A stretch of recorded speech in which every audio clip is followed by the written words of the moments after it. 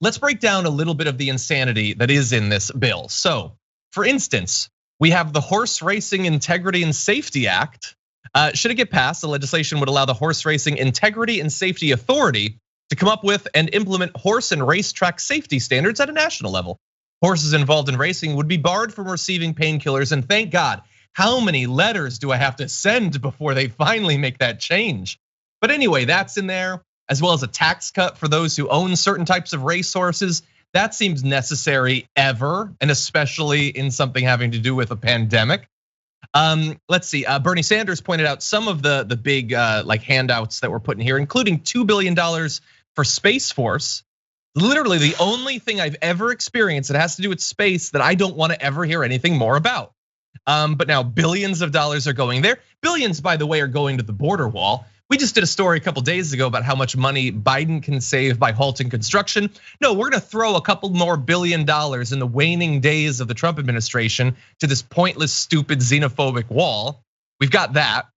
There's little things like, as I alluded to in the title of the stream, the COVID bill bans appropriations to the group Acorn, which hasn't existed for years. This is insane. It isn't a thing. And it still bans funds to them. Bans that originally came about for absolute nonsense reasons. I've got a few more. Anna, what do you think so far?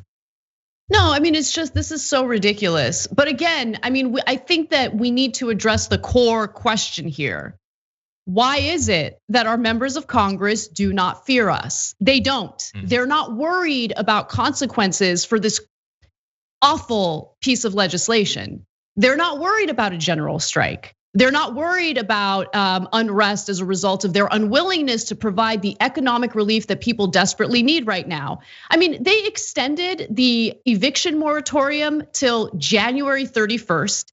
They actually did cut back the amount of time people would receive unemployment benefits. Originally, they were negotiating 16 weeks. They decided to pare that down to 11 weeks, meaning that most Americans are still going to suffer from job loss once this unemployment program runs out of money. Because remember, most Americans aren't even gonna have access to the vaccine until late spring, early summer.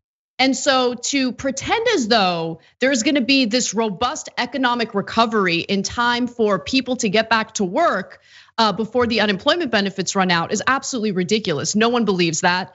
But again, we need to figure out what needs to be done to organize people.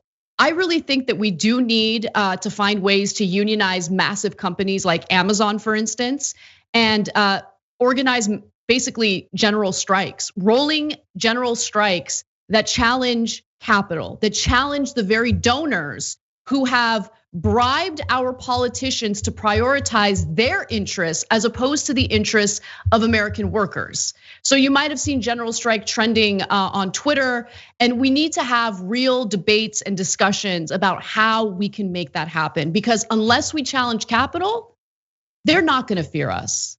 They're not gonna care about screwing us over, and they're constantly going to prioritize the interests of the wealthy and the powerful.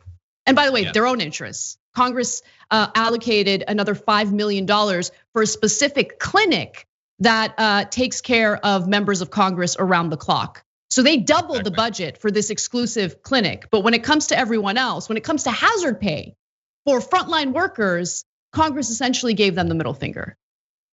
You need to either be a senator or a member of the House, or you need to own a racehorse for us to have any reason to believe they're gonna care about you at this point. Little rando things I just want to mention to close this out. The COVID bill has a stipulation having to do with exerting influence over the choice of the next Dalai Lama. So that's interesting. For some reason, that's in there. I think you might have talked about on TYT yesterday, a big old chunk of money, $500 million going to the Israeli military, a big portion of that being for a specific form of short-range ballistic missile defense program. Definitely has to do with COVID. Now, theoretically, were COVID to mutate to a form that could be shot by a short-range ballistic missile, I would be the biggest advocate for this in the world. There's no evidence that would actually work yet, so it seems like a big waste of money when people are suffering. And there's a lot more where that came from. I'm sure on the Young Turks later on, Anna is gonna be breaking down even more of the insane inclusions in this, but when so much is missing, we are well within our rights to get incensed about the stuff that they actually included.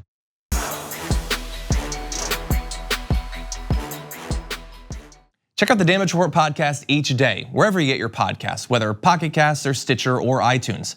You can join me as I give you the news and stories you want, with a range of co-hosts and interview guests jumping in on the fun each day.